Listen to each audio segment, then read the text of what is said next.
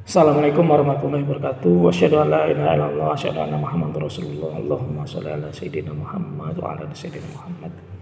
Alhamdulillah, dengan izin Allah Subhanahu wa taala sudah ribuan murid yang belajar dengan saya, dan insya Allah sudah ratusan sampai ribuan ya.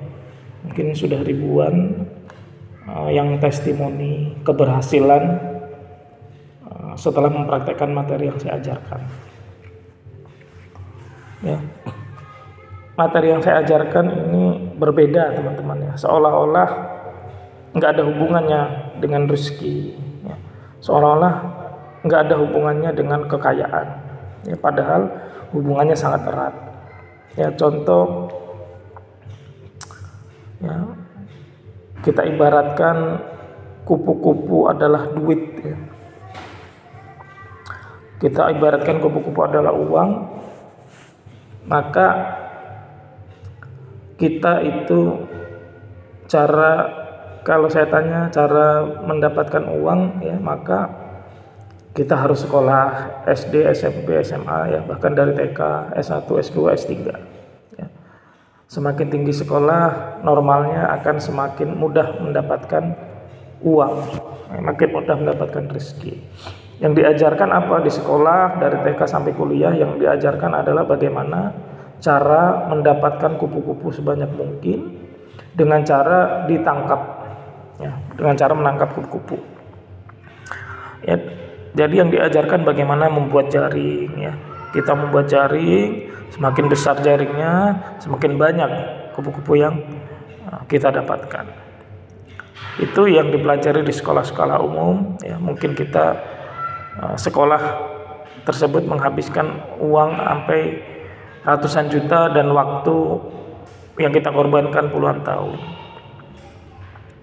Tetapi faktanya banyak sekali ya, sekarang kita lihat banyak pengangguran, bahkan ada yang sarjana S1, S2, S3 juga pengangguran atau mendapatkan rezeki yang sedikit atau bahkan kurang.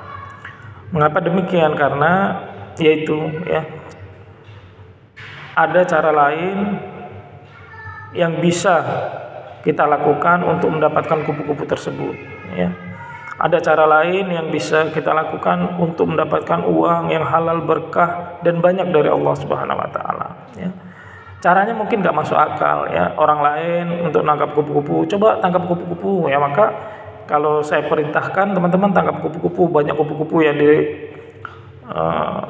taman gitu misalnya, di sebuah lapangan ya, sebuah lapangan ada kupu-kupu banyak, maka kita semua akan, pikiran kita ya otomatis akan mencari jaring ya, membuat jaring, membeli jaring, kita tangkap.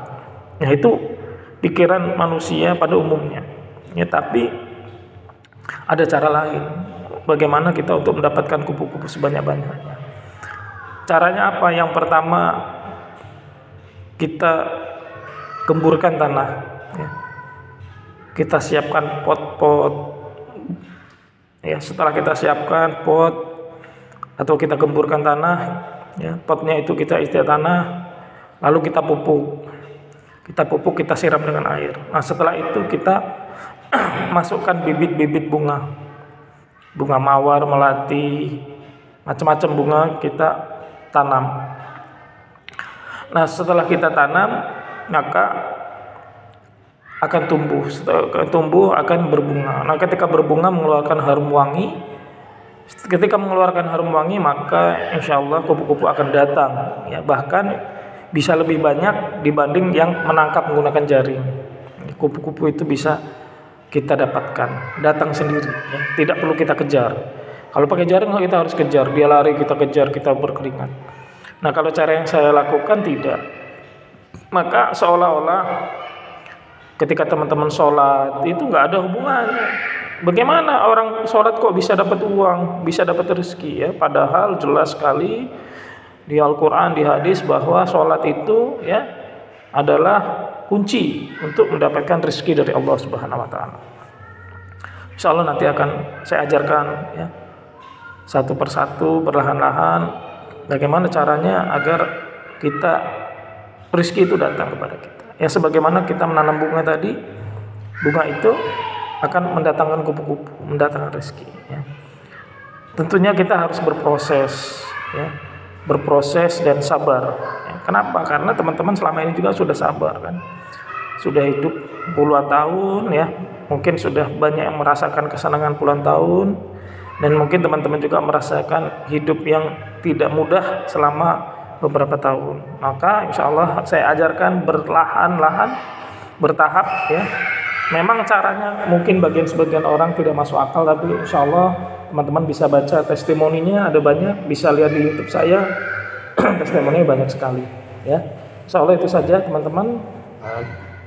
Ketika teman-teman ingin mendapatkan hasil yang berbeda, maka teman-teman harus melakukan cara yang berbeda. Ya. Saran saya, teman-teman tidak ragu, ya, untuk melakukan investasi ilmu. Ya. Mungkin kita tahu, investasi itu apa? Kita mengeluarkan uang untuk mendapatkan keuntungan. Ya. Kita investasi ada, misalnya kita membeli emas supaya harganya naik terus, kita simpan, kita beli, simpan, naik. Nah, itu kita mendapatkan keuntungan. Atau kita membeli deposito misalnya, atau saham atau apa gitu. Nah, itu namanya investasi. Ya. Tapi ada investasi yang lebih menguntungkan dari itu semua, apa? Investasi ilmu. Ketika teman-teman ingin kaya, maka teman-teman carilah belajar kepada sebanyak-banyaknya ilmu, sebanyak-banyaknya guru, ya, bagaimana caranya untuk kaya. Itu investasi. Kita bayar, ya. Bahkan tadi saya melihat ada, saya pernah itu ikut pelatihan, ya, itu sampai 30 juta biaya, 30 juta. Itu banyak yang ikut. Kenapa? Ya itu investasi, ya. Insya Allah semakin banyak kita investasi, ilmu kita semakin banyak, sehingga ketika kita menghadapi persoalan apapun, ya, kita bisa menghadapinya. Kenapa? Ilmu kita sudah ada, ya. Tapi kalau ilmunya nggak ada, ya, permasalahan yang mudah menjadi tambah tidak mudah. Contoh, teman-teman belum tahu, ya, teman-teman utang 1 juta, karena nggak bisa bayar, teman-teman ngambil pinjol misalnya untuk bayar utang itu. Nah, utang itu lunas. Tiba-tiba pinjolnya itu nagih, kan ada bunganya, jadi 1,5 juta. Teman-teman minjam lagi ke pinjol yang lain, minjam ke orang, minjam ke ini, gitu. Terus sehari, 2 hari, sebulan, 2 bulan, ya, sampai setahun, utang yang 1 juta jadi 100 juta. Kenapa bisa terjadi? Karena teman-teman nggak punya ilmunya. Ya kalau punya ilmunya, utang 1 juta ya bisa lunas. Begitu juga yang teman-teman hadapi sekarang. Ada yang utang 10 juta, 50 juta, 100 juta, 1 miliar, 2 miliar. Kalau teman-teman nggak ada ilmunya, ya nggak akan bisa lunas. Tapi insya Allah kalau teman-teman ada ilmunya, dipraktekkan insya Allah lunas. Nah, maka insya Allah saya akan ajarkan teman-teman bertahap, sedikit demi sedikit. Yang penting setiap saya ajarkan teman-teman praktek, ya. Insya Allah lunas, insya Allah lunas, ya. Yang penting praktek, dan materi saya yang pertama dipraktekkan, ya. Ya gitu saja. Kalau ada benar datangnya pasti dari Allah, kalau ada salah pasti dari saya. Kurang lebihnya saya mohon maaf. Kepada Allah Subhanahu wa taala saya mohon ampun. Astaghfirullahalazim, astaghfirullahalazim, astaghfirullahalazim. Subhanakallahumma wa bihamdika, asyhadu an la ilaha illa anta, astaghfiruka wa atubu ilaik. Saya akhiri, wassalamualaikum warahmatullahi wabarakatuh.